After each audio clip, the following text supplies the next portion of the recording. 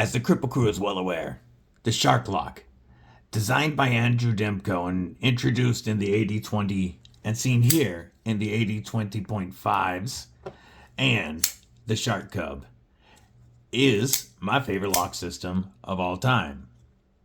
But Andrew Demko has designed many locks, and the lock system just prior to the Shark Lock in the AD-20 is one I've wanted to check out for a while, and today I get to share it with you.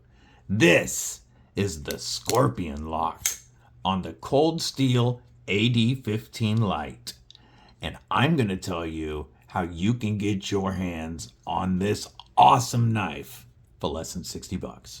Stick around.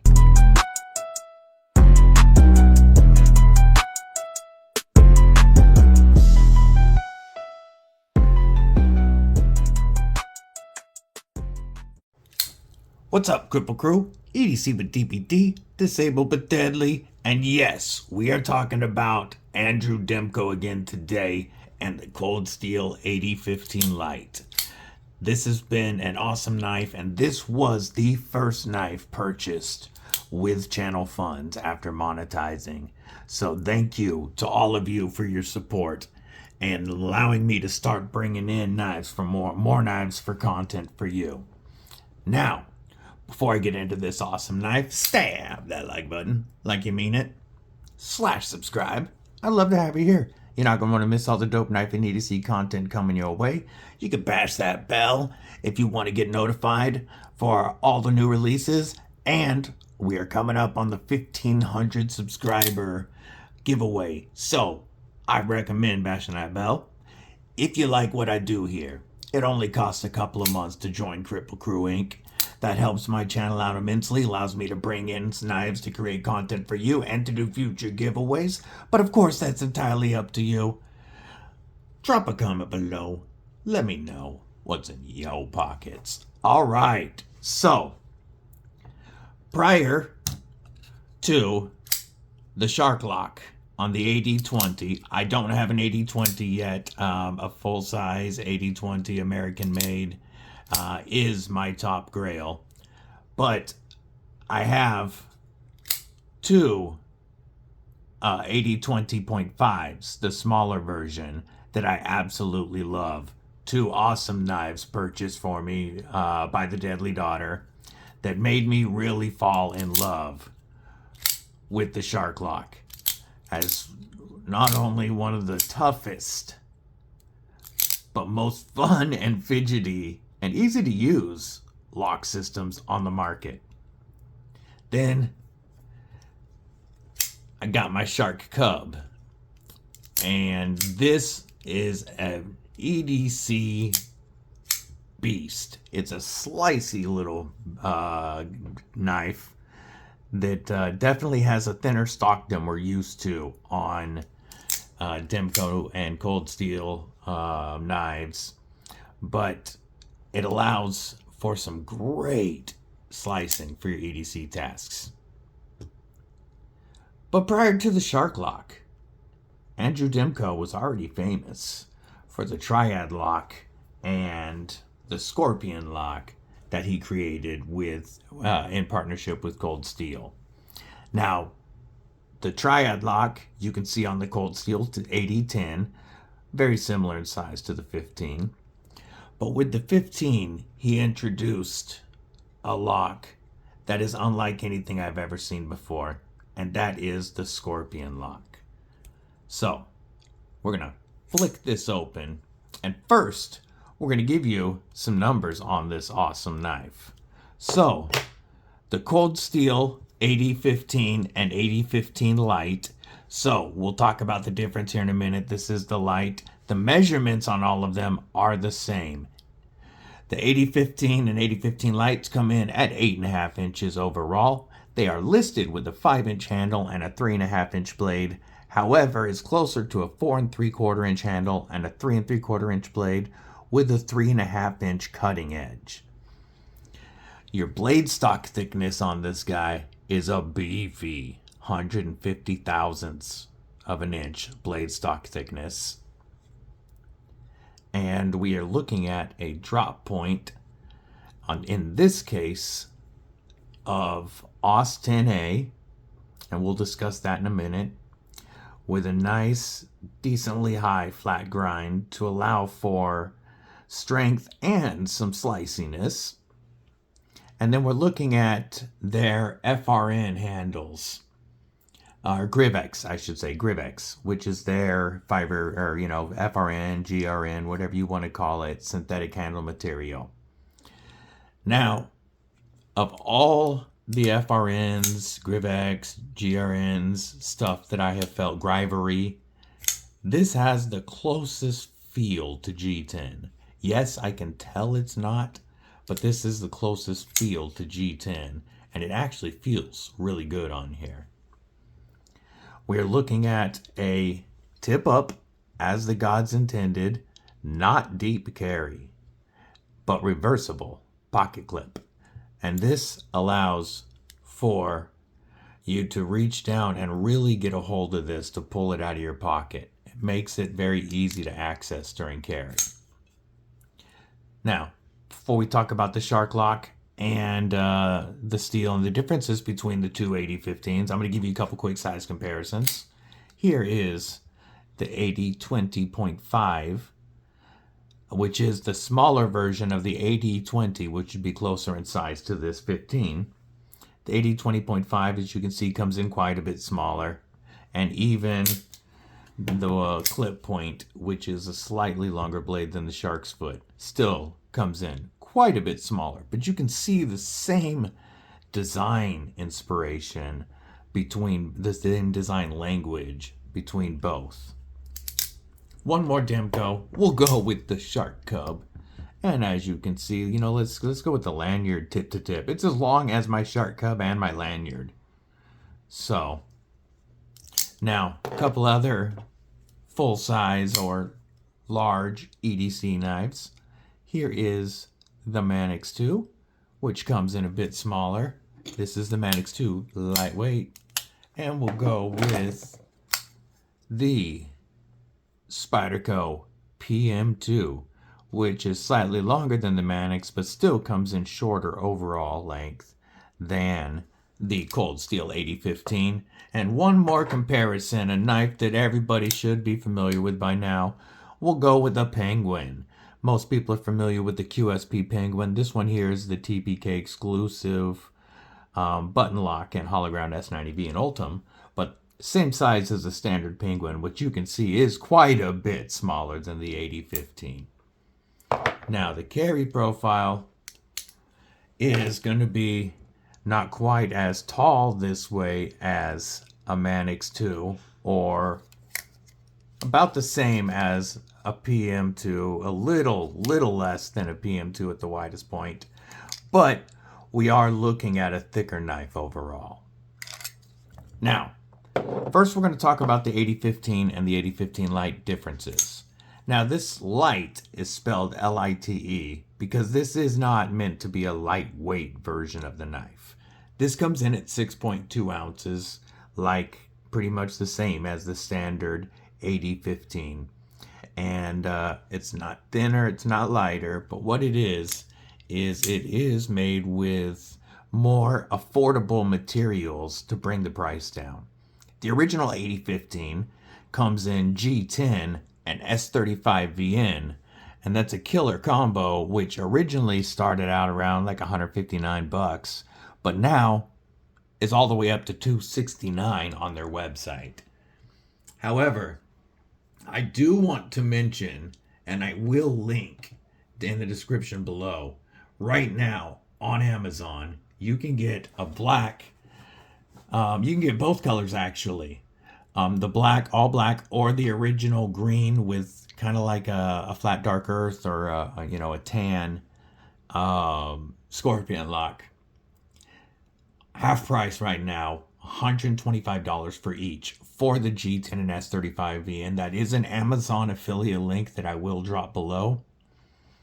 But they wanted to release a version so that people could get their hands on an AD-15, but at a more affordable price.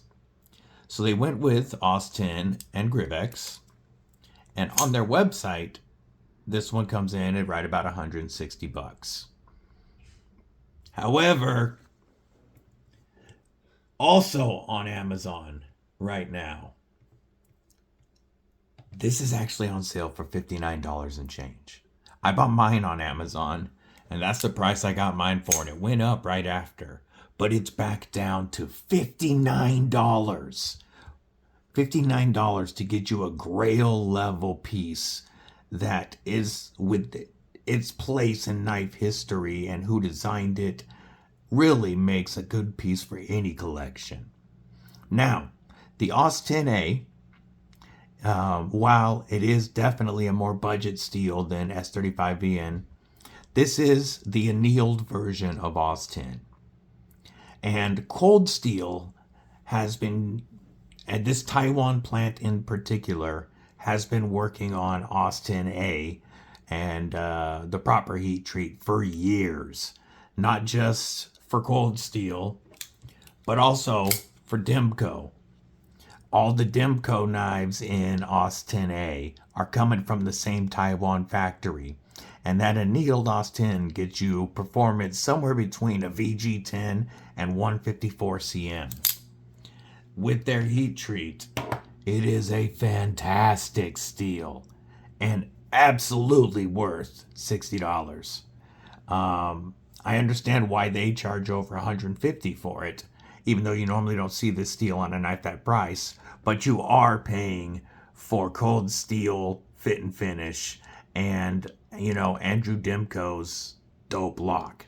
Now, speaking of fit and finish, even though this is Griv-ex and AUS10A, the fit and finish and the construction on this is exactly like the AD-15. So you are not getting a lesser quality knife at all, just lower cost materials. That is fantastic. Sometimes on the lesser, you know, the LITE versions, you see poorer construction, but not at all. You are getting full cold steel fit and finish on this right now for $60. Crazy. Let's talk about hardware real quick, and then we're going to talk about how the Scorpion lock works. So this hardware is both awesome and infuriating at the same time. Our main screws are going to be our pivot and the screw holding in our Scorpion lock. That's the main screws we need to take this apart, and then it'll start pulling apart, and you can take it out all the way down to clean it.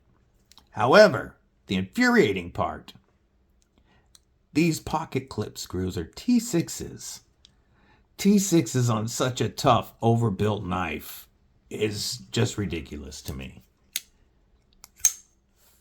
Figure out a way to make T8s fit on there at least, and I would have been a happy man. Now, how does the Scorpion lock work? You can see, I'm going to go slow and show, you see this cutout on the tang of the blade. This bar back here is under constant tension from a spring back here. And as you can see, it is under constant tension. As this rolls around, it pushes that open on the back until it gets to the portion with the cutout in the blade. And then the bar right there that's attached to this arm falls into place all the way into that groove. And that means you have a ton of contact, surface area contact for lockup, which means you have zero play in any direction. And the awesome thing about this lock, so I can hold it back here and there's no play. It's hard to do, but yes, there's no blade play, even if I'm not on that bar. When you're holding this knife, you're holding that bar into that slot in the tang of the blade with even more pressure, meaning there's no way for this lock to come undone in your hand and close on you in any carry position, which we'll get to in the ergos in a minute, of the carry positions. To release it, all you have to do is pull that back to get it off of the tang of the blade and swing close. It is running on phosphor bronze washers, which are a little bit tougher than bearings and also are better at keeping the gunk and debris out. And those washers are smooth. Whoop. Now it is a big chunky blade, and it does take a little effort to launch, but luckily you have these huge thumb studs, which allow for, oh, that was my fault, thumb flick or reverse flick. The Scorpion lock also allows you to open it by just pinching this open a bit and swinging the same way you do to close it. And the good news is, if you do like I did and my finger slid in there, you're not going to, when it closes, it'll catch you. But it was on the open, so make sure you don't do that. But all you have to do is pinch, open it like this, and swing it open. And it will lock in. I like that I can do this. It's fun to do. Harder to do under the camera. But I can do a reverse grip drop with it using that Scorpion lock. I love the fact that it's under constant pressure with so much lockup, but you're locking that in so much tighter just by using this knife. Let's talk about the ergos on this knife, because it is a big knife, but it is so comfortable to use. So Andrew Dimko's handle designs are very similar across a lot of his knives.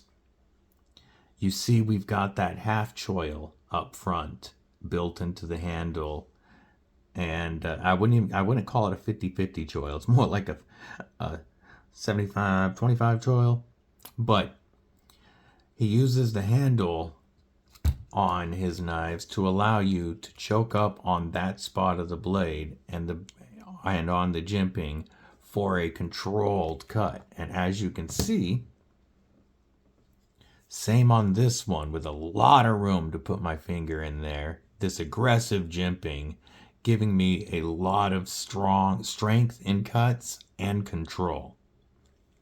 Back here, the handle is very comfortable. Like the AD-20 and AD-20.5s, you do have a spot on the back that kind of hooks you and holds you in between the positions on the grip, and that makes it very comfortable.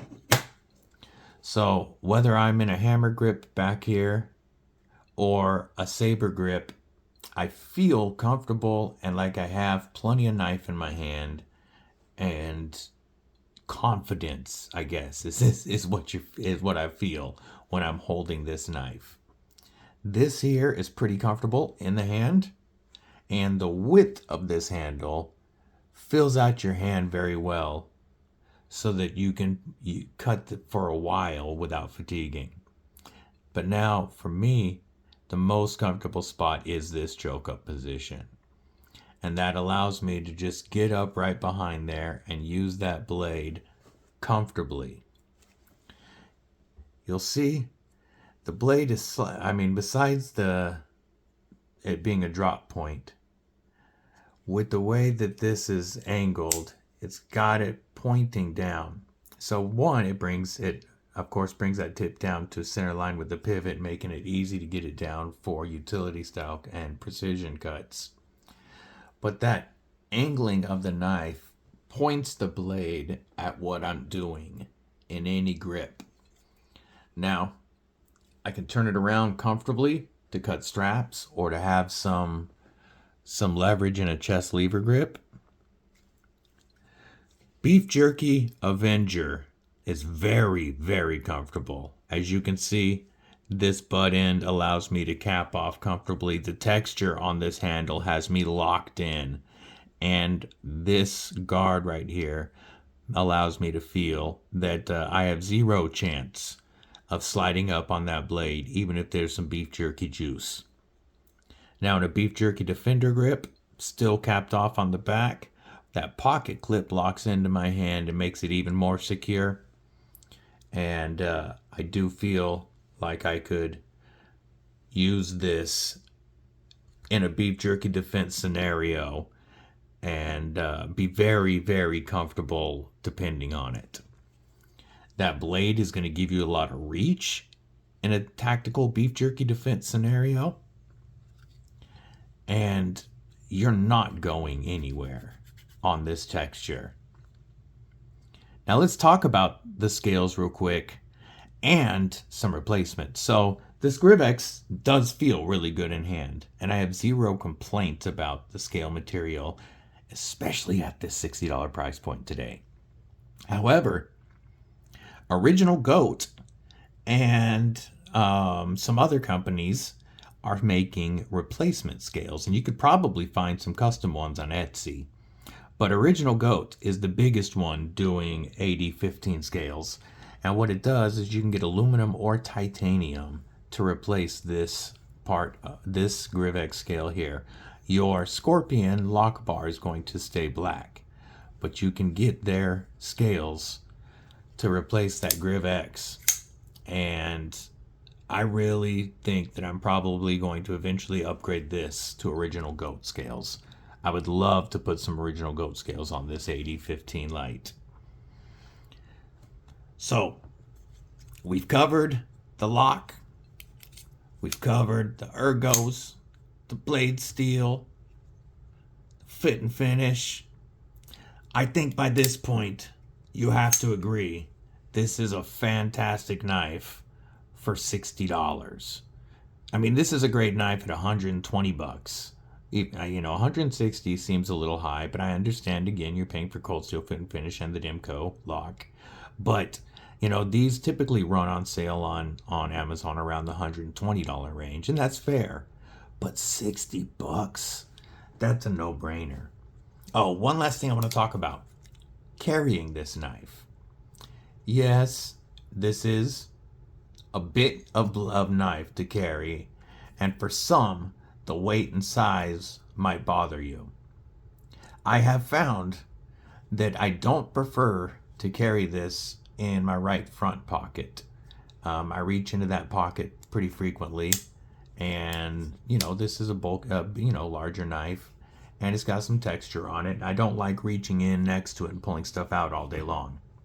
However, this carries so well in my right rear pocket, and that makes it very easy to reach back, pull it out, and get it ready to use. Just as easy as carrying it in my front pocket would be, but it's out of the way and it doesn't bother me sitting there all day long. That's my favorite place to carry this, is my right rear pocket, and I carry it pretty frequently. And if I were to end up in a beef jerky defense scenario, of all my folders, this is the one I would want on me. I feel that confident in it, that if I had to go into a beef jerky defense scenario, I'd bring this knife with me. So, and I believe you can probably find some replacement deep carry titanium clips, which would make it slide down to the pocket a little easier. This spoon clip, even on this texture, does go in and out of the pocket pretty well. And especially in the right rear pocket, I do actually like having this exposed because it makes it easier to pull the knife out and get it ready.